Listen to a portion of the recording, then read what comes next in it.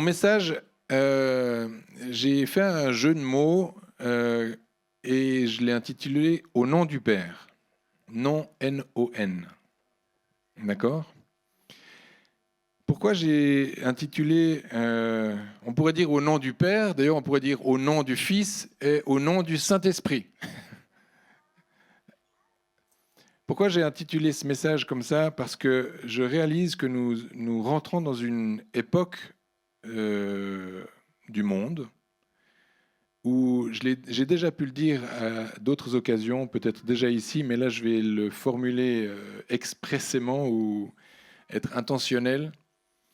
On a toute la révélation. On a toutes les Écritures.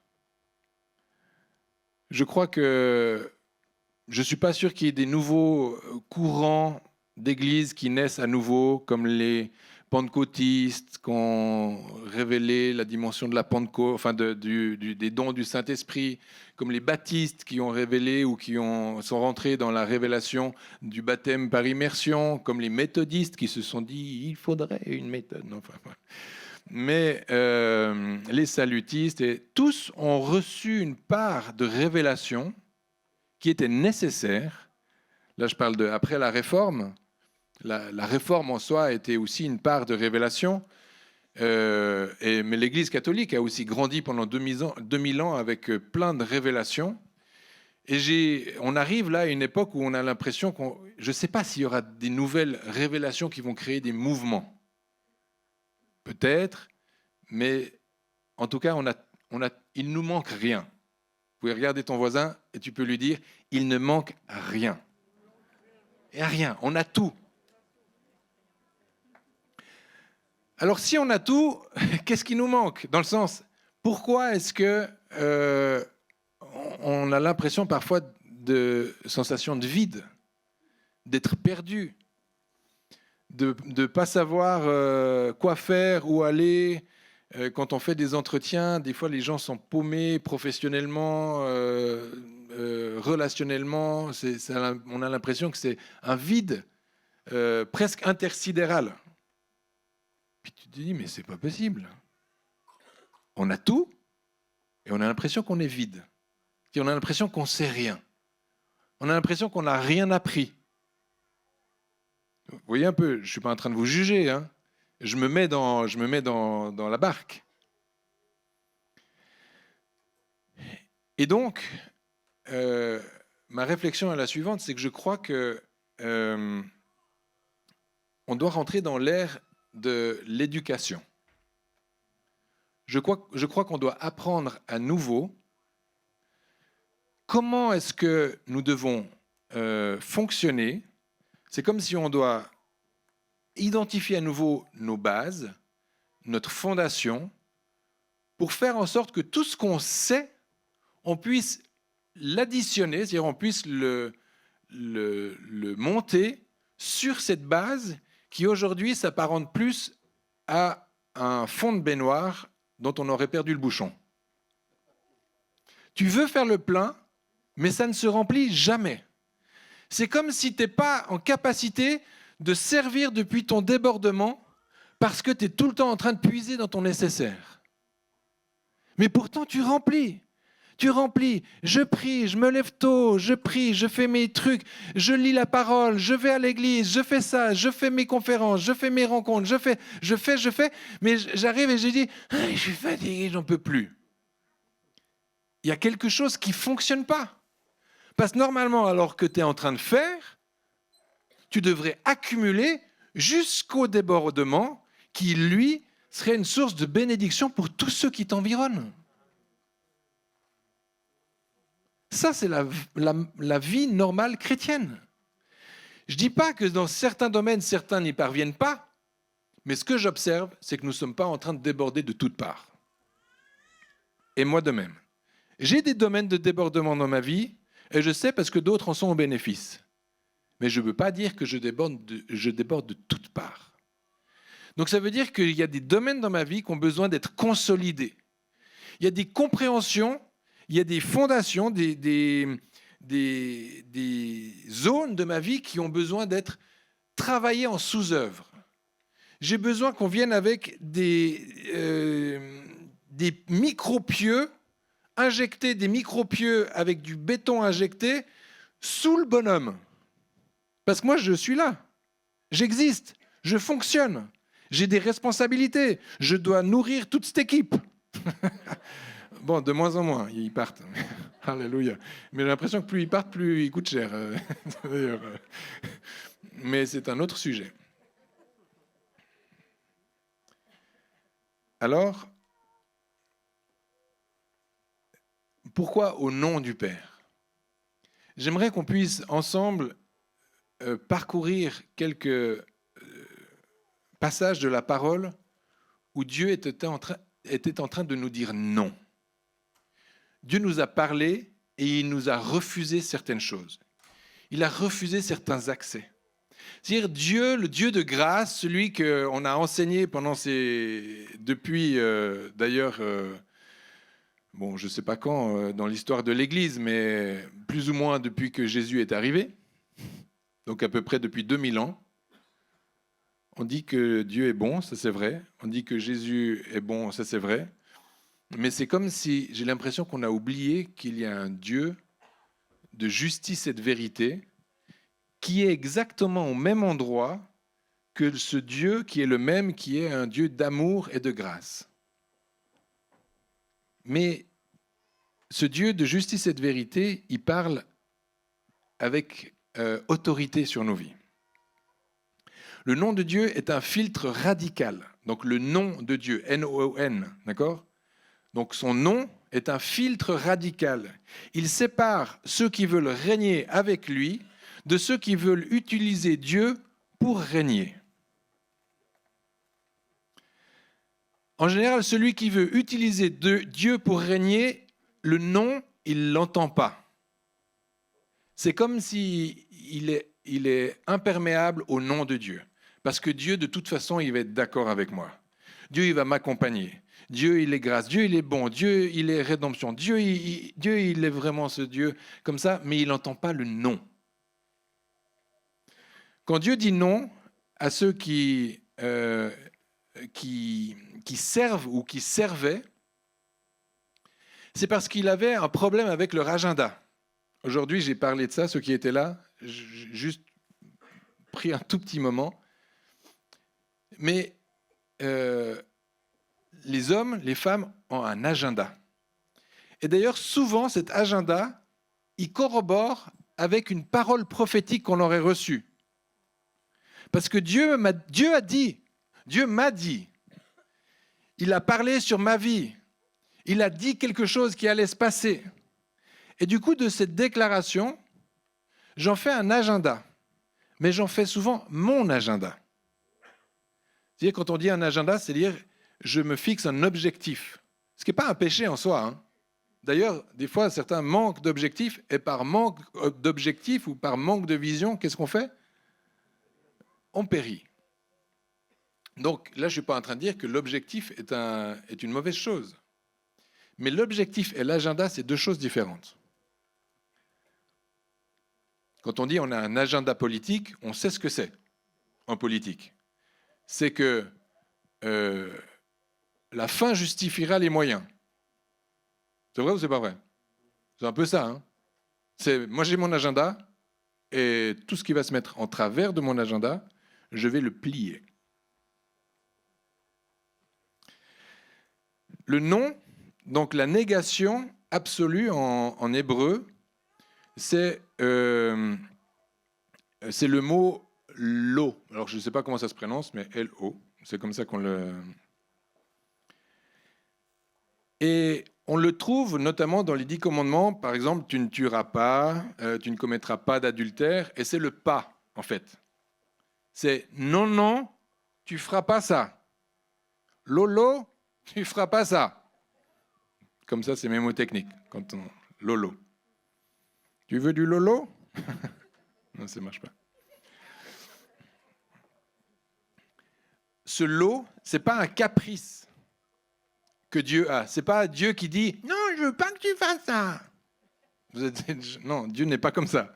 Vous voyez que quand je fais comme ça, vous ne voyez pas Dieu, n'est-ce pas ? Non, on voit un enfant capricieux. Dieu, lui, quand il dit non, il est en train d'établir une barrière. Mais une barrière, on peut appeler ça une ligne de vie aussi.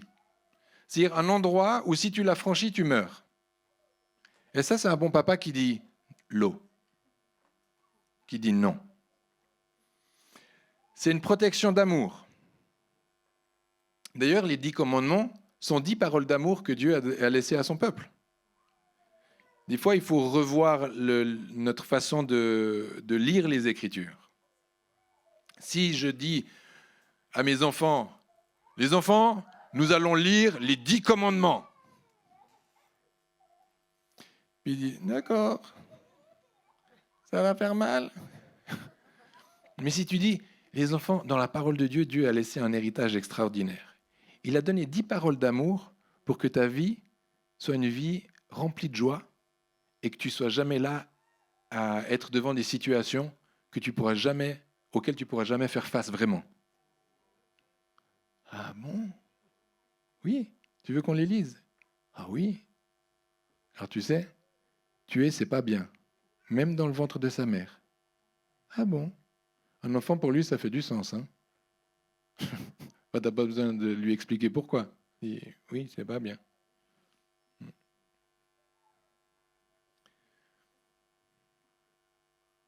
Ok. On va prendre quelques exemples. Par exemple, le nom que Dieu a fait ou a dit à Moïse, tu n'entreras pas en Canaan. Ça, c'est un lot. Ça, c'est vraiment un truc dur, là. Vous connaissez l'histoire? Donc, tu n'entreras pas, c'est comme si tu enlèves le jouet de la main d'un enfant.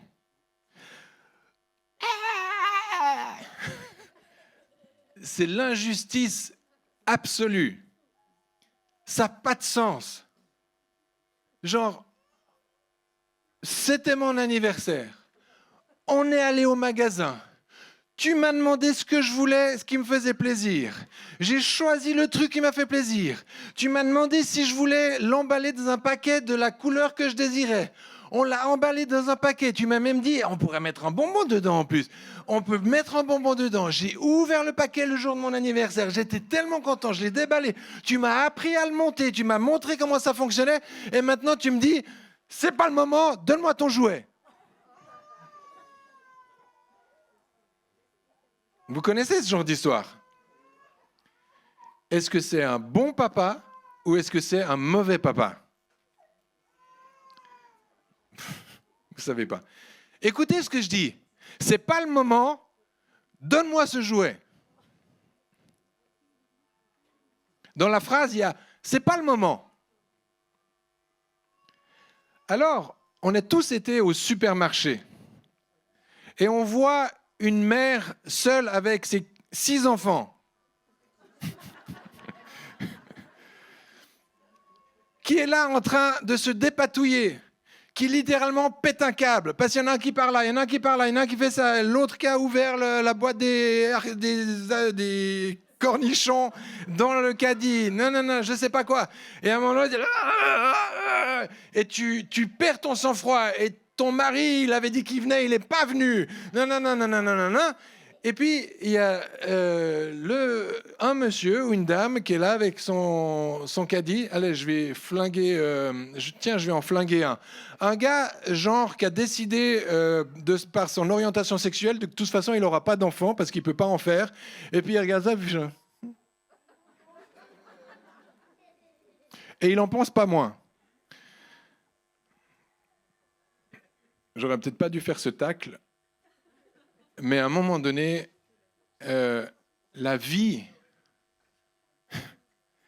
c'est la vie. Et puis, on est dans des situations où peut-être que la maman ou le papa, il va péter un câble, et puis la seule façon de pouvoir sortir de ce truc, c'est de dire, les enfants, c'est fini. Non. Je me positionne Et maintenant, toi, tu vas ranger ce truc-là, toi, tu vas déposer ça, toi, tu vas aller chercher ton frère, toi, tu vas faire ça, et maintenant, c'est fini, vous restez derrière moi, et on va finir les courses dans cet ordre-là.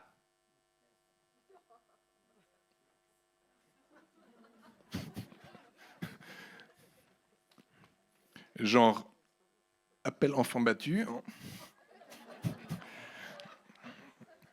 Là, je vais vraiment me faire détester.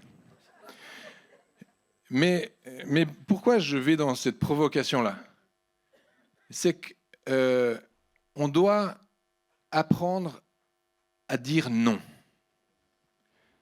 On doit, nous, regarder le modèle d'un Dieu qui a quand même été quand même assez patient. Il a sorti tout un peuple de l'esclavage. Il a quand même ouvert la mer Rouge. Il a envoyé 10 plaies, les unes les plus créatives les unes que les autres. Dieu est créatif quand même. Est-ce que vous avez déjà étudié la succession des plaies? Mais en étudiant la succession des plaies, de faire l'effort intellectuel de regarder entre chaque plaie ce qui reste de la plaie d'avant. Non mais c'est le bazar. Dieu est vraiment créatif. Moi je trouve que Dieu a vraiment beaucoup d'humour.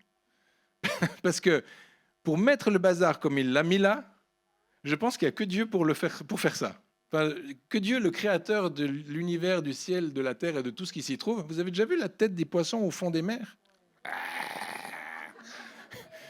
Mais Dieu est bon. Pourquoi? Parce qu'il ne nous a pas donné des chiens avec cette tête-là. Nous, on a un Golden Retriever. Il est... Oh, qu'il est mignon! Mais si mon chien avait la tête d'un poisson lumineux, du fond de... Vous imaginez le truc? Dieu est bon, mais il a de l'humour. Parce que ce qu'il nous dit, si vous n'êtes pas peinards, les gars, moi je vais faire remonter les affaires du fond des eaux, et puis on va retourner tout ça à l'envers. Et dorénavant, ça, ce sera vos chiens. Bon, là, je suis en train de me perdre, mais ça m'amuse quand même.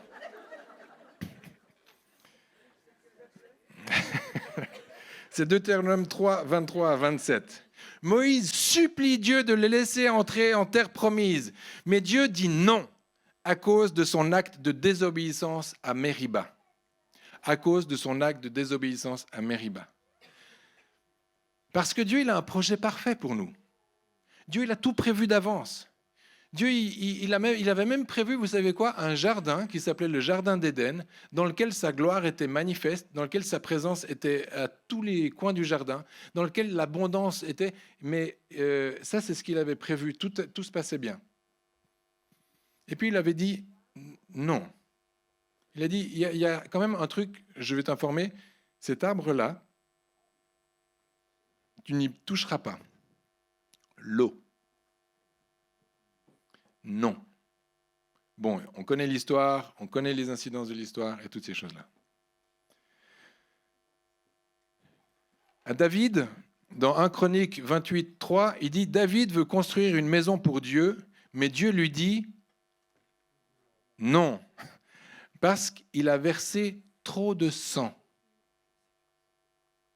Dans l'histoire de David, qui est un homme selon le cœur de Dieu, à un moment donné, Dieu dit « Non. David, non. C'est pas toi qui le feras. C'est ton fils. »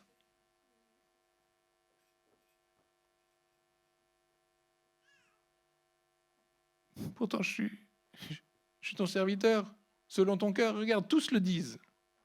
Tous me vénèrent. Tous m'aiment. Mais toi,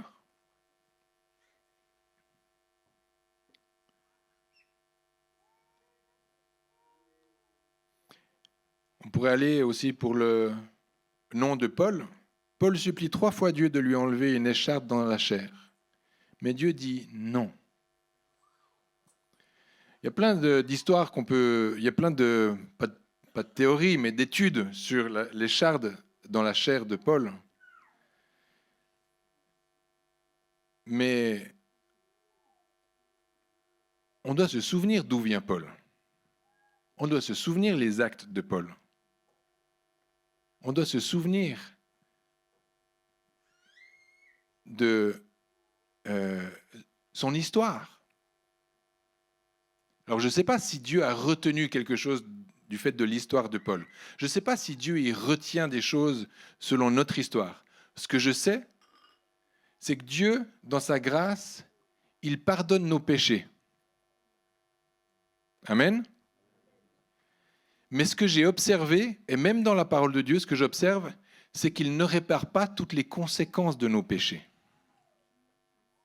C'est-à-dire que quand on désobéit, il y a des conséquences à notre désobéissance. Et les conséquences, nous devons en être responsables.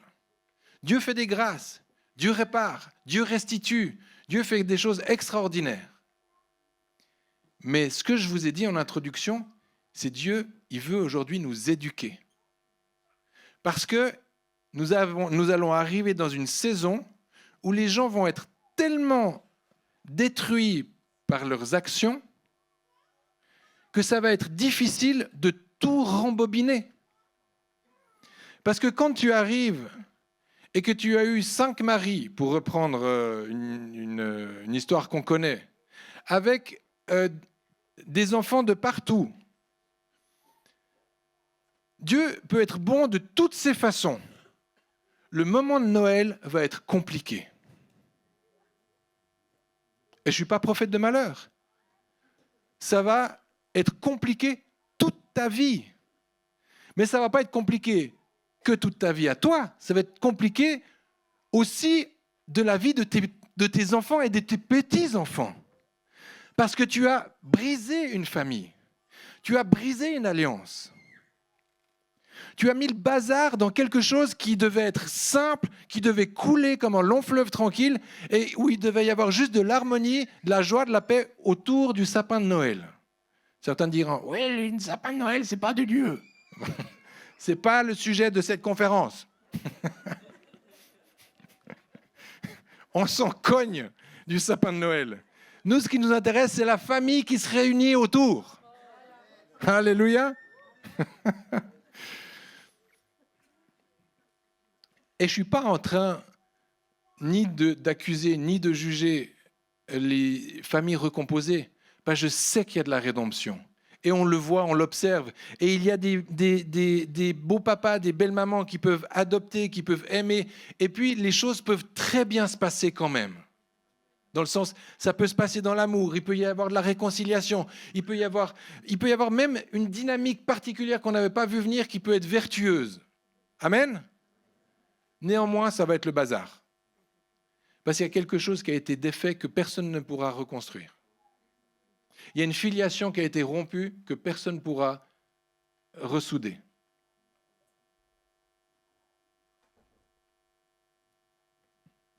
Demain, c'est mon anniversaire, vous le savez, maintenant. J'ai ma maman qui vient pour mon anniversaire. Je suis très content. Mais j'ai mon papa qui vient aussi pour mon anniversaire. Je suis très content. Mais ils sont divorcés depuis plus de 30 ans, 40 ans, je ne sais plus. Et puis, ils se sont mariés les deux, d'ailleurs, après. Puis, ils viennent à mon anniversaire les deux, mais sans leur conjoint. Parce que ma mère, elle est redivorcée, et mon père, il n'a pas trouvé bon d'inviter son épouse. Je les expose là, mais ce n'est pas eux que j'expose. C'est qu'à un moment donné, c'est compliqué. C'est compliqué parce que quand tu es atteint d'Alzheimer, ta mémoire, celle qui a de la valeur, c'est celle de tes années quand tout allait bien. Comprenez? L'ennemi, lui, il s'en fiche que tu aies Alzheimer ou pas. Enfin, lui, il ne s'en fiche pas, il est bien content qu'il ait ça. Mais ce que je veux dire, c'est que moi, je suis content. Et puis, ils s'entendent bien, mon papa et ma maman. Ça me fait plaisir de les voir. Mais c'est quoi cette parenthèse où tout est parti de bzingue?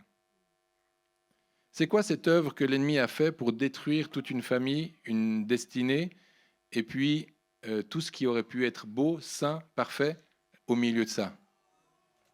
C'est parce qu'à un moment donné, Dieu, il dit non. C'est-à-dire, Dieu, il vient dans nos vies, pour autant qu'on le connaisse, et puis il met des limites. Il dit quand tu es en train de regarder la secrétaire en te disant « peut-être bien que c'est un bon plan, celle-là ». Lui, il te dit non. Mais il ne te le dit pas non là, il te l'avait déjà dit. Il l'a écrit il y a 6000 ans. dans un livre d'amour pour toi en disant, tu sais, l'adultère, c'est pas bon. Ni pour toi, ni pour l'autre, ni pour tout ce que ça va produire la mort. Puis Jésus, il a dit, mais non seulement il te l'a dit, mais moi, je te le dis avant. Je te dis avant que tu la regardes, c'est une mauvaise idée. En fait, ce que je te dis, c'est au moment où tu l'as engagée, c'était une mauvaise idée. C'est là où tu as péché. C'est là où tu as décidé de prendre le café avec elle. C'est là où tu t'es dit que c'était sympa parce que vous partagez la même passion, le tennis de table.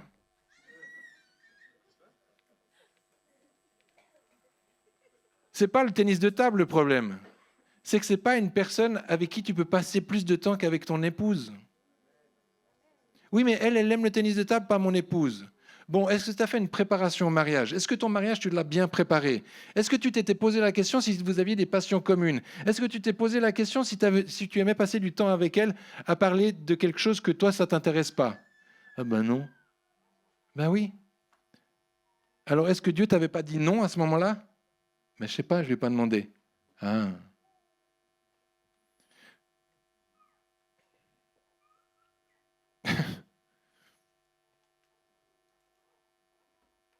Bon, la liste est longue, hein. J'en ai plein des listes de noms.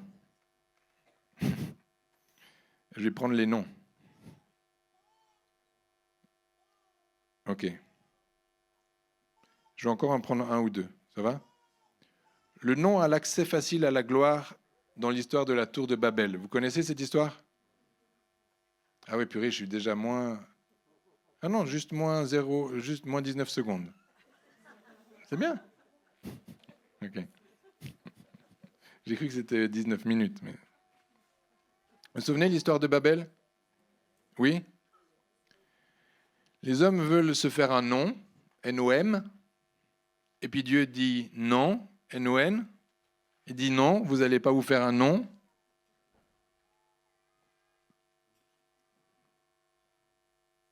Et donc ils construisent une tour, et puis après, qu'est-ce que Dieu fait? Il les confond dans leur langage. Ils sont plus capables de se comprendre. Et puis après, il les éparpille, il les disperse. Et quand Dieu, dans notre vie de tous les jours, quand on pose des questions à Dieu, il nous dit non. Et puis qu'on fait quand même un peu à notre tête. Ce qui va se passer, c'est que Dieu, il va vous disperser. Mais en fait, c'est pas vraiment Dieu, enfin, c'est Dieu qui va le faire, mais il va utiliser les circonstances. Il va utiliser des maladies. Il va utiliser le banqueroute. Il va utiliser un certain nombre de plaies qu'il a réservées pour vous.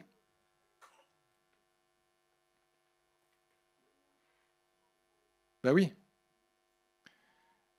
Parce que moi, j'aime lire ma parole et lire ce que dit la parole. Sans négocier ce que la parole dit. Mais Dieu, il envoie des maladies, vous avez vu quand même? Dans la parole? Puis moi, j'ai entendu plein de gens qui disent, mais même des pasteurs qui disent, non, non, Dieu ne fait pas ça. Mais si, dans ma Bible, je le lis plein de fois. Oui, non, mais vous interprétez, c'est l'Ancien Testament, mais est-ce que Dieu a changé? Est-ce que Dieu, il est devenu différent au moment de la crucifixion de Jésus? Non. Dieu, il s'est révélé plus que jamais. Il s'est fait voir. Il s'est fait homme. Il s'est manifesté. Mais Dieu n'a pas changé. Donc Dieu, en réalité, j'ai besoin de vous encourager à réaliser que Dieu n'est pas un bisounours. Dieu, il est un Dieu d'amour. Et un Dieu d'amour, c'est un Dieu qui corrige. C'est un Dieu qui reprend. C'est un Dieu qui met des limites. En fait, Dieu n'est pas là pour te faire plaisir. Toi, tu es là pour faire plaisir à Dieu. Merci. Donc, c'est un renversement de paradigme. C'est ma vie est transformée à partir du 10 mai 2025. Parce qu'il y a un shift qui opère dans ma façon de comprendre et de réaliser que Dieu est avec moi et il n'est pas contre moi. Et que quand Dieu me dit non, c'est pour mon bien. Et je n'ai pas besoin d'aller chercher dans d'autres églises pour savoir si un autre pasteur aurait un message plus plaisant pour moi. Ou un prophète qui aurait une orientation plus claire ou plus qui m'arrangerait mieux. Si tu demandes à Dieu qu'il te parle et qu'il le fait, écoute-le. C'est simple. Vous savez, ici, on exerce les entretiens conduits par le Saint-Esprit. Il y a une règle simple, tellement simpliste que ça énerve les gens, même les chrétiens, même les pros de la relation d'aide, même ceux qui sont des vrais pasteurs, ministères, tout ça, où il faut que ce soit compliqué pour que ce soit vrai.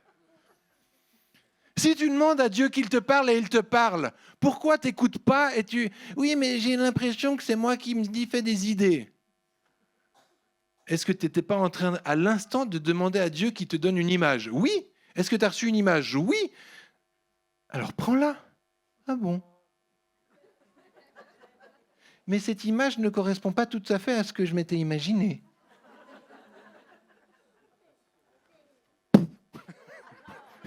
Mais ça, on ne peut pas faire. Alors on dit, tu reprendras un rendez-vous. 50 balles. Paf! Et si tu n'as pas les moyens de payer, fais un gâteau à ton conseiller. Il aime les gâteaux. Le jour où on voit des conseillers, tous les conseillers obèses, ben on sait que l'église sera radine. Parce que tout le monde fera des gâteaux.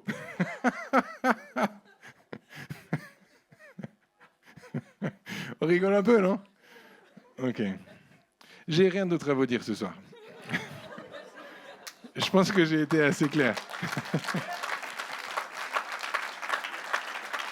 Mais j'aimerais qu'on puisse se lever et puis qu'au travers de mon arrogance ou au travers de mes maladresses, que l'Esprit de Dieu ait pu faire son œuvre dans vos vies. Seigneur Jésus, je te demande de faire ton œuvre dans nos cœurs, dans nos vies. Tu es un Dieu extraordinaire, tu es un Dieu bon, tu es un Dieu rempli d'amour. Et ton nom, Seigneur, ton nom, N-O-N, a une valeur inestimable. Seigneur, tu nous sauves du pire quand tu dis non. Tu nous sauves de la mort quand tu dis non. Tu nous extrais, Seigneur, d'endroits dont on ne pourrait jamais revenir indemne. Seigneur, tu nous exfiltres de situations, je ne sais pas comment dire, que nous puissions aiguiser nos oreilles à ta voix. Et que quand tu nous dis non, Seigneur, quand tu nous freines, quand tu nous retiens, je veux déclarer dans le puissant nom de Jésus que nous puissions accueillir le nom de Dieu. Et que notre image de lui ne puisse pas être altérée. Au contraire, que nous puissions l'accueillir et réaliser qu'il le fait parce qu'il nous aime.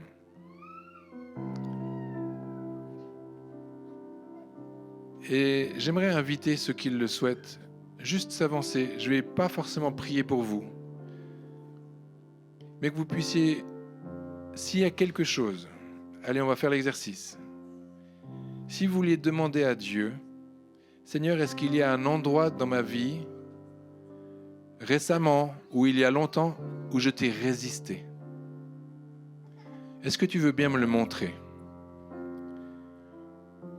Et si jamais Dieu te montre un instant dans ta vie, un moment où tu lui avais demandé quelque chose en particulier et il te l'a montré, mais toi tu t'es détourné, tu as fait le Jonas, tu as fait le sourd, tu as fait l'aveugle, tu as fait l'enfant gâté, tu as fait le capricieux et tu t'es détourné. J'aimerais que tu puisses venir devant. Tu peux te mettre à genoux, tu peux juste te repentir et dire: Seigneur Jésus, je te demande pardon parce que tu m'avais parlé. Je te demande pardon parce que tu m'avais montré. Peut-être que si vous êtes là et puis il y avait toute votre famille qui disait: mais non, ne te marie pas avec cette personne. Puis vous avez dit: non, mais... Et vous vous êtes rebellé. Ou certains, vous avez donné des conseils parce que vous avez demandé, on vous avait répondu et vous vous êtes rebellés. Vous avez résisté à Dieu. Vous lui avez tourné le dos. J'ai une bonne nouvelle pour vous. Il y a un lieu de repentance, qui est un lieu où Dieu est capable de renverser les choses, de retourner toute la situation. Bien sûr qu'il y a des conséquences à ta désobéissance. Mais Dieu veut vraiment rétablir. Il veut restituer. Il ne sait pas résister à un cœur humble.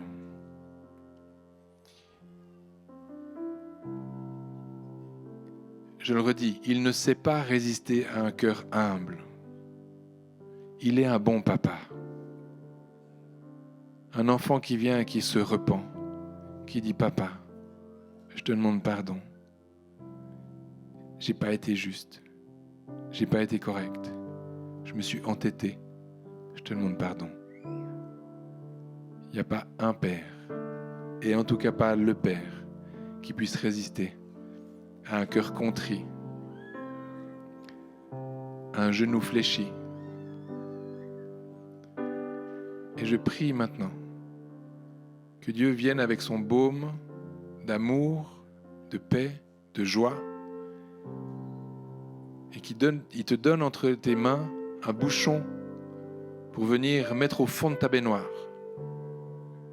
Que partout là où il y avait des fissures, partout là où ça fuyait, où tu te battais contre le vent, tu te battais contre les circonstances, tu te battais contre l'argent, tu te battais dans les relations, tu te battais dans tous les domaines parce que ta cuve était percée, parce que ta cuve avait un trou au fond. Mais je veux déclarer qu'alors que tu viens, que tu te repens, alors que tu reconnais avoir le front dur, Dieu vient et te dépose entre tes mains quelque chose pour colmater, quelque chose pour colmater les brèches, quelque chose pour boucher les failles de ta vie, jusqu'à ce qu'il puisse remplir, et que de ce remplissage, que de cette abondance, tu puisses déborder, et qu'alors tu deviennes une source de vie, une source d'abondance, une source de joie, une source au milieu de là où Dieu t'a planté. Amen. Alléluia.